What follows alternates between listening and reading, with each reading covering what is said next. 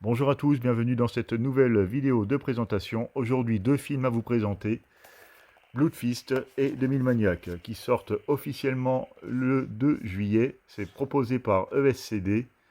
Donc c'est les deux premiers films gore de l'histoire du cinéma, le premier de 1963, le second de 1964, réalisés tous les deux par Herschel Gordon Lewis.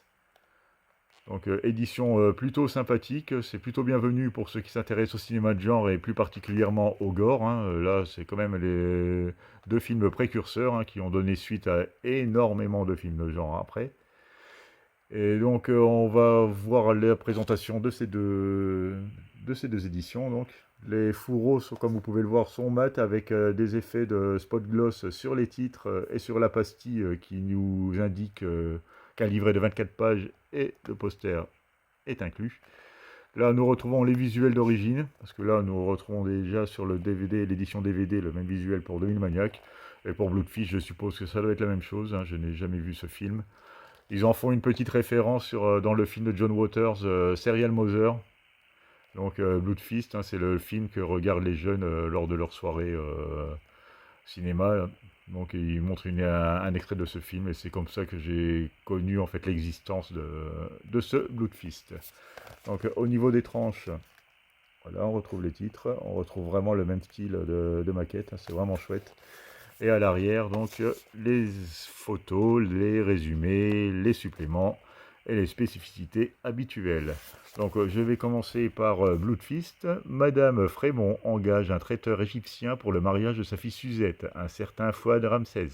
Mais Fouad prépare en réalité un festin sanglant constitué de morceaux de jeunes femmes qu'il assassine, perpétuant ainsi un ancien rite égyptien pour honorer une déesse. Fouad planifie d'améliorer sa recette en ajoutant Suzette au menu. Et je parie que ce sera le dessert pour les fameuses crêpes Suzette. Voilà, le premier film gore de l'histoire du cinéma, Bloodfist, impose la patte sauvage d'Herschel Gordon Lewis, transfuge du nudie et père spirituel du cinéma d'exploitation, inspiré du théâtre du Grand Guignol. Ce choc visuel primitif mais résolument révolutionnaire bouleverse les codes de l'horreur en affichant pour la première fois l'insoutenable à l'écran. Rituels sanglants, effets artisanaux et démesures assumées font de ce film un acte fondateur, prémisse d'un pan entier du cinéma de genre. Méprisé à sa sortie, mais devenu culte, Bloodfist a ouvert la voie à Romero, Fulci et bien d'autres, hein, Damien Léon également avec son Terrifier. Donc au niveau des suppléments, nous avons les commentaires audio animés par Mike Vranet avec le réalisateur et le producteur, une conversation avec Philippe Rouillet et Yal Sadat des Cahiers du cinéma. C'est la première partie, donc la seconde se retrouvera sans doute dans l'autre édition. Entretien d'archives inédit avec le réalisateur, 22 minutes. Scène coupée, 45 minutes. Il y a énormément de scènes coupées dans ce film. Bon, il y a une petite étoile, alors je ne sais pas où elle nous emmène. Bon, ben, vous découvrirez ça vous-même. Et bande-annonce d'époque. Donc au niveau des spécificités, les langues, nous avons donc du français mono et anglais mono DTS HD, hein, pour les deux. Et pour le Blu-ray et le DVD, du français mono Dolby Audio, ainsi que pour l'anglais. Les sous-titres français sur les deux galettes, la durée 67 minutes pour le Blu-ray, 65 pour le DVD. Donc nous allons découvrir le Digipack. Voilà, ça se présente comme ça. Des petites affiches d'époque très sympathiques. Voilà. Et voilà pour la troisième illustration.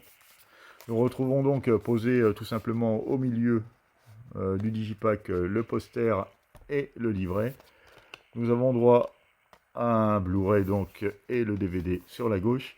Donc le fond rouge comme ça me rappelle une certaine collection, hein, voilà. Est-ce qu'ils ont mis quelque chose derrière? Eh bien oui, eux ils l'ont fait, n'est-ce pas Sydney? Avec les fameux fonds rouges de chez Rimini. C'est eux, ils mettent des dessins, enfin en tout cas des photos, des illustrations. Donc voilà une scène du film qui a l'air bien sanglante. Au milieu des deux disques, nous trouvons une scène culte. Et derrière le DVD, nous retrouvons la déesse que le fameux Fouad vénère.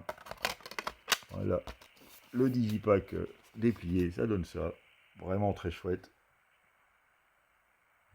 Belle petite édition. Donc nous avons le poster, bon, qui va reprendre les visuels qu'on a déjà vus dans le Digipack, je suppose, voilà, en partie. Voilà, bon, le poster est assez fin, mais bon, il a le mérite d'exister. Puis là, il est en double face, hein, quand même.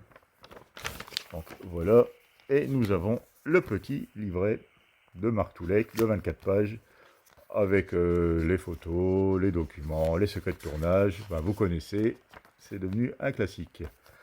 Donc voilà pour le livret. Je vais passer donc à 2000 Maniacs, donc il y a vraiment la même présentation pour le coup. 6 touristes s'égarent dans une région perdue de Floride et se retrouvent dans une petite ville de Pleasant Valley qui célèbre son centenaire. Malgré l'accueil chaleureux qui leur est réservé, les nouveaux venus se retrouvent otages de festivités à base de jeux sadiques qui les mèneront vers une mort sanglante et abominable. Un an après Bloodfist, 2000 Maniacs marque une nouvelle escalade dans l'horreur signée Herschel Gordon Lewis, mêlant sadisme folklorique et satire grinçante du sud des États-Unis. Le film transforme une petite ville perdue en piège sanglant pour les touristes yankees. Lewis orchestre une farce macabre où chaque mise à mort rivalise d'inventivité. Sous ses airs de série B décomplexée, 2000 Maniacs s'impose comme un classique subversif, entre trash politique avant l'heure et gore grandiloquent. Prémisse d'un cinéma indépendant transgressif, il influencera notamment Zombie et Eliros, Rob Zombie, hein, pas le film. Donc voilà, hein, ils ont cité encore 2 réalisateurs contemporains de ce genre de film. Donc au niveau des suppléments, nous retrouvons encore les commentaires audio avec les mêmes protagonistes. Donc, sauf que le producteur a changé, là c'est David Friedman. La conversation avec Philippe Rouillet, donc la deuxième partie. Entretien d'archives inédit avec le réalisateur.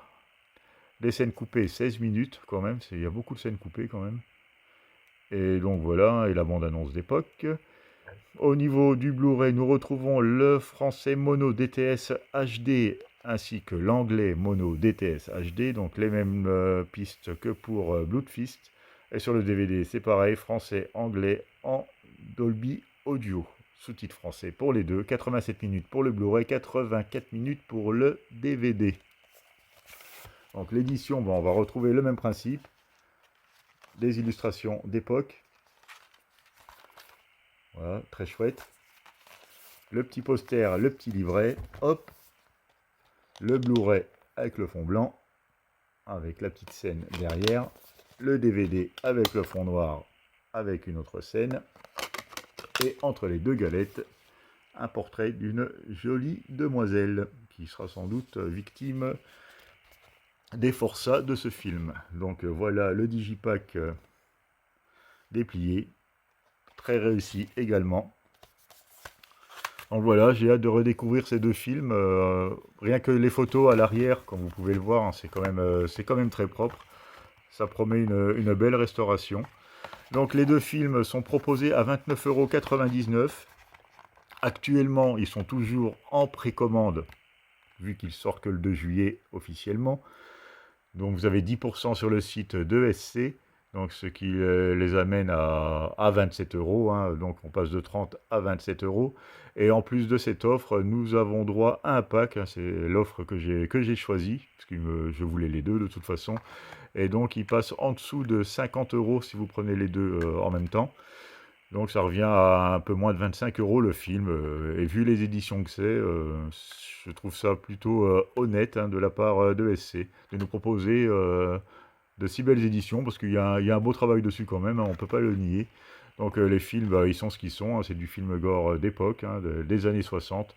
Ils ont bien secoué leur époque, hein, donc bien sûr ça n'aura plus le même impact aujourd'hui, mais bon, sans ces films-là, il n'y aurait peut-être pas tout ce qu'on a eu depuis. Donc voilà, c'est à peu près tout ce que je pouvais vous dire sur la présentation de ces 2 films. Je vous remercie de m'avoir regardé et vous dis à bientôt pour une nouvelle vidéo.